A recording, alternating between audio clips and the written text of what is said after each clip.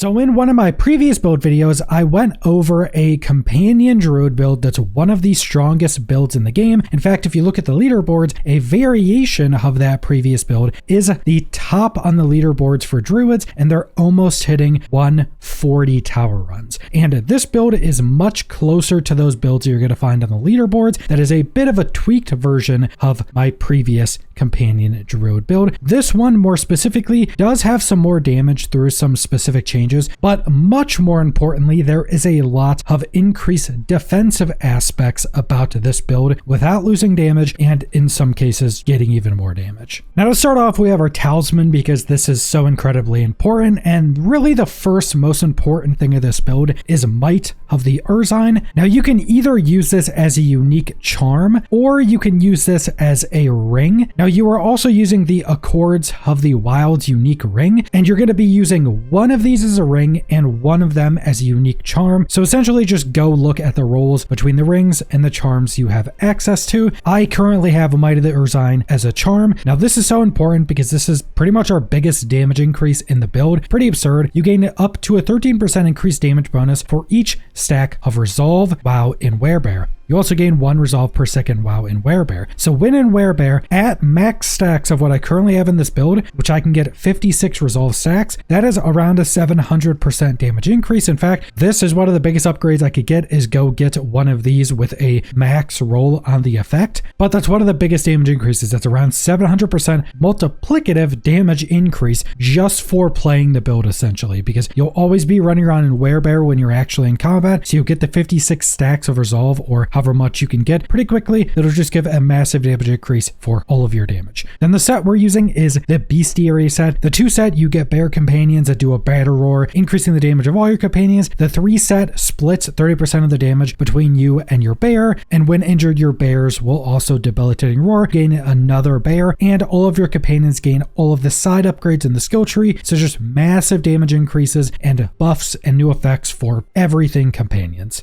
Now going into our skill tree, you'll see one of the bigger changes of this variation of the build right away, because we are putting 1 point into Stone Burst, and we have to go over the upgrades for this to actually make sense. So the variation is Living Stones. Stone Burst is cast at a target location, grows by itself, detonating after 3 seconds. You can only have 1 up. So basically you just cast a Stone Burst, it'll sit there and build up for 3 seconds, then explode. The main reason we are taking this now is because of this upgrade, Armor. Gain 20% armor while Stone Burst is channeling, and an additional 5% for each stack of Resolve. So when I'm at max stacks of Resolve and our Stone Burst is out, I will have a 300% increase to my armor. And you'll be able to have Stone Burst out 100% of the time. You just have to keep up with it and make sure you keep putting it out after the original one blows up. In the top upgrade, you're taking spirit cost reduction, so it costs less. And through some of our spirit regenning we have in the build, you won't have an issue with always having spirit. Just make sure to not like spam it out accidentally. You can run out of spirit pretty quickly doing that. You're just using 1 every 3 seconds. Not only will this just give massive survivability increases, but since we can make it a Werebear skill, this will allow us to get in Werebear more easily, because previously the only thing we had that we could put us in Werebear was Grizzly Rage, which was a long cooldown, or Debilitating Roar. So if you say couldn't use Grizzly Rage or Debilitating Roar and you like interact with an object, you just couldn't be in Werebear for, let's say, 10 seconds or something, which a large portion of your damage is from being in Werebear. So you can always get in a Werebear now very freely. Also, this does have lucky hit chance on it, so just putting this in a big group of enemies can also give you more lucky hits to reset our companion skills. Very big change to the build, but the build is much more fluid this way, and the only thing we removed from our bar is Poison Creeper, which was also kind of annoying because you had to go close to enemies to poison them. So now we can actually be more survivable because we could just stay back, not even including the massive buffs this skill gives. Then we have all of our defensives. We have Earthen Bulwark, which will be procced from our rune set, but a lot of points into this. Then the variation is Reconstruction. Self-restores 15% of it per second. This is just very nice when you're doing content that won't instantly one-shot you. If you're doing much harder content, let's say high pet runs, you could use Traventine, which will just make sure you always have your resolve stacks up at all times. Top upgrade is Barriers increased to 12 seconds, which will increase the duration when it's procced from our rune set, and increase its base absorption to 60% of our max life. So this will just give us 123% of our max life as a barrier, which is super good. Bottom upgrade, it gives you 2 stacks of overpower, which will give us multiplicative damage from one of our Paragon boards. Then we are taking Cyclone Armor for an increase to all of our resistances. The top upgrade increases its radius, the bottom upgrade increases its resistances, and then the upgrade we're taking, which has changed, is now reversal. The active winds are reversed, pulling enemies towards you instead, increasing its area of effect as well. So now this is a big pull. It pulls everything around us together. Now the reason you're doing that is because when we use our Wolf's active skill, they have an AoE effect to them. So you group everything up, you wolf it, it AoEs it all down. Now this does give us a pretty big reduction in our overall resistances from the bonus resistances here, because if you take the top upgrade, you get 100%. If you take the bottom, it's only 50%. So it is a survivability reduction, but the pull is generally worth. But if you feel like you're getting killed too often, or you're just squishy and you're dying too often, you can just easily take the top one. You're more survivable. You can also take the points out of this top upgrade and put it into the skill itself for even more resistances, and you can do which either one you want. But I've just been using the pull recently. It also does feel pretty good. Pull everything together, your wolves instantly kill it all. Pretty satisfying. Then finally, we have Debilitating Roar, which is just a damage reduction to all enemies around you. One of the side upgrades increases its duration by 1.5 seconds or 4.5 when fortified. This is also because of our variant, which increases all of the bonuses and duration of Debilitating Roar. Now, the duration increase when you take this one will only show the 1.5 on the tooltip. So add 3 to the duration on the tooltip of this, and you want to mix that all together to have this up 100% of the time. So I have a 15, almost 16 second cooldown. This lasts for 12 seconds. So I add 3 on top of that, and I'm right around being able to have this up 100% of the time. You don't need it exactly 100%. You just want to be close to that. The other upgrade is increase your max life while this is active, which is super nice. And then again, the variation increases just all of the effects. So just a big survivability increase at all times. Also will put you into Werebear. You always want to be in Werebear. Then for our companions, we're putting 15 points into Wolf's, our main damaging ability. The upgrade we're taking is Wolf Pack, which is super important. It turns us into a werewolf skill, which is actually important for our Paragon boards, but your wolves are now werewolves. They do more damage. The important part is they feral dash to distant enemies. Feral dash is the active skill of wolves. So now your wolves will just use their own free active skill to dash to distant enemies. And it does the damage like you're normally using the skill. It just doesn't use the cooldown of your actual wolf's active ability. So your wolves will just be darting around everywhere, pretty much killing everything on your screen. If you're not in super high tier pits, these will just be darting around, killing everything. This is also how this build is so good in anything that's not super high tier content, where you're not like facing a boss. Your wolves will just automatically be dashing around everywhere, killing stuff. And then we're putting 1 point into Ravens. The upgrade is Raven Flock to give you even more Ravens. Also increases their attack speed for the passive attack, which can help, say, build up our resolve stacks. Also keep in mind, because of our set and because of one of our legendary aspects, we not only have all of these side upgrades for all of these, but we have the base effect of all of these skills. So we don't need to put any points into Poison Creeper. We will have its base effect, which gives us a Poison Creeper and will poison things, and we have all of the side upgrades even without any points into this. Then finally, we have Grisly Rage. 15 points into this. This will just give us a higher duration, and at a baseline, this gives you more armor, gives you Berserk. The Berserk really doesn't matter. Then the side upgrades we're taking is reduces its cooldown and gives us 100% fortify when we activate it. The variation, we get increased damage up to 200% when we deal damage or take damage with it. So just a massive cooldown for some survivability and massive damage increases.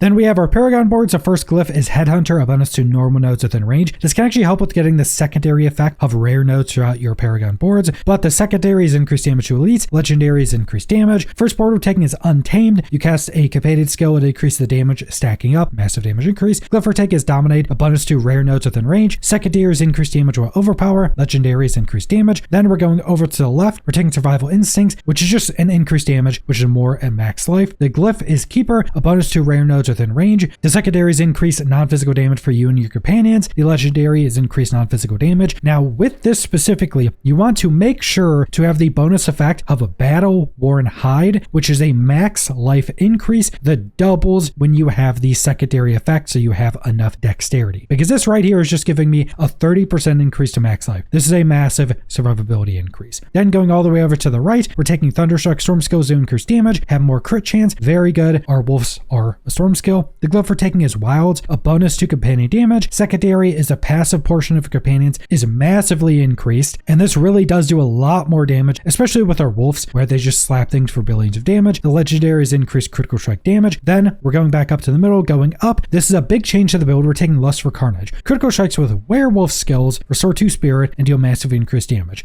Because we're taking the variation of our wolf skill that turns them into werewolves, it is now a werewolf skill. So this increases our wolf's skill damage, and the spirit regen does actually help for some of the things in this build. The glyph for taking is spirit, a bonus to critical strike damage. Secondary, enemies take increased damage from you after being crit, stacking up. The legendary is increased critical strike damage. Then for our spirit boons, we're taking Gift of the Stag for the spirit per 5. We do actually still need this because of 2 things we have in our build. One of them being Stone Burst, one of them being a legendary aspect that will drain our spirit if we don't have this. Then we're taking Iron Feather for increased max life, Aven Wraith for increased critical strike damage. We're taking Pack Leader, which is very important, a lucky hit for a chance to reset our companion skill cooldowns. Very important for doing a lot of the damage. Then we are taking Overload, which is a lucky hit, which will gain us ferocity, and our storm skills have increased attack speed, which is essentially just another scaler for attack speed, essentially, which will affect our wolves. Now, some people do use Calm Before the Storm. When I was testing this was proccing basically never from my companions, so I stopped using it. If you say go and test this and this is actually working correctly, it's a pretty good increase. Some people are also dropping Iron Feather to go with Calamity instead down here. Personally, I like the survivability increase even more. Then for our mercenaries, our primary, I'm using Rahir. This is a survivability increase for the 15% increased armor here. Then at the bottom, he has Provoke, which he provokes enemies. That'll give you more damage reduction. And then Mocking Lure, anything he taunts takes increased damage. You can also go down the right side to get Bastion, but it doesn't seem he uses this often like this. You also get an increase to all resistances, so you can really use which either side you want. Then for our reinforcement, I'm using Oldkin. Use Fields of Languish, which he slows enemies and reduces their damage dealt whenever he uses this. I just have it used on any skill, so he uses it whenever it's up. So both your companions are for some pretty massive damage reductions. And then that brings us to our gear. We're using 1 mythic, Air of Perdition, which is just a pretty massive damage increase. Then the affix rolls are pretty good. Crit strike chance is very good. If you can get a greater affix on that, that'll be pretty strong as well. Then you get the max resolve stacks. This is also something pretty important. A lot of you gear, you can get max resolve stack increase. So on your helm, on your chest piece, on your necklace, pretty much any place you can get max resolve stacks increases, you want them and you want to hit your master working rolls on them, because every additional max resolve stack increase is up to a 13% multiplicative damage increase. These rolls are over 100% increase, which is pretty massive. Then for our uniques, our legs are Storm's Companion. Your wolf companions are now Storm. They deal more damage and they get the Storm Howl ability, which is basically just like these lightning strikes. Then we're using Flicker Step, evade through enemies to reduce your ultimate's cooldown. Pretty self-explanatory. You want to be in Grizzly Rage as much as possible. Now, this really only works when you're doing higher tier content, like bosses that stay alive, or you're doing higher tier pits. With how strong I am, if I'm just doing like, let's say Nightmare Dungeons on Torment 12, my wolves will jump to everything and kill them so quick that you don't get to evade through things that often, but you don't really need the damage increase from Grizzly Rage at that point anyway. Then finally, Accord of the Wilds that we went over. This gives us 1 more of each companion, which gives us massive damage increases for one of our aspects. It gives us a big damage increase, just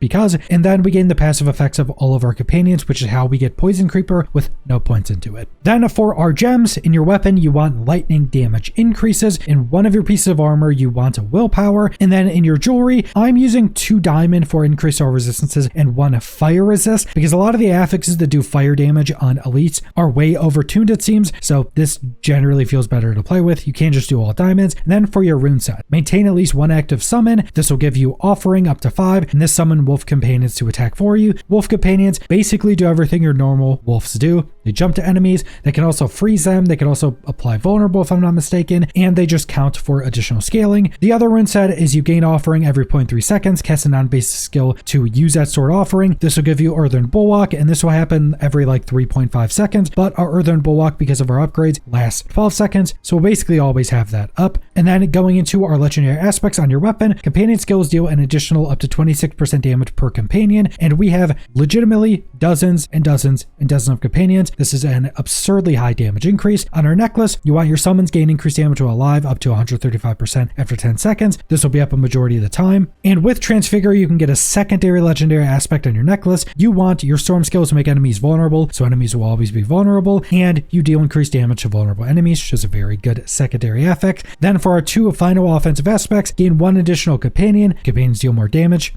damage increase, then your summons deal increased damage. So just massive damage increases for all of those. Our final legendary aspect on our chest piece is also very important. While above 50 resource, deal increased damage and gain berserking. Berserking is a multiplicative move speed increase, which is very nice, and a multiplicative damage increase, which is also very nice, but this will lose you 3 primary resource, so it just gives you negative regen. That is why we're taking the spirit boon to give us regen, so we don't lose spirit because of this. But that is the entirety of the build, and I think this variation compared to my previous version of this is just stronger in pretty much every way. You basically have damage increases because of switching our Paragon Boards and some of the other things, and you have a massive survivability increase as well. It's also better to play because you don't have to run around with your poison aura around you from Poison Creeper to try to poison enemies. You don't have to worry about that at all. So this build is just stronger, and this is by far and away the strongest Druid build in the game that we know of so far. Like I mentioned, people are getting close to doing 140 tower runs, which is pretty crazy. This build is incredibly strong. There's so many different things in this build that you can constantly upgrade and get better rules of that you can pretty much always be upgrading this build as well. But that's all I want to go over, so thanks for watching.